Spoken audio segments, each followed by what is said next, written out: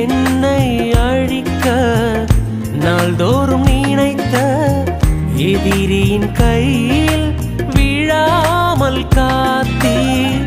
சத்துருக்கள் முன்பு பந்தியை வைத்து எண்ணெயினாலே அபிஷேகம் செய்தீர்.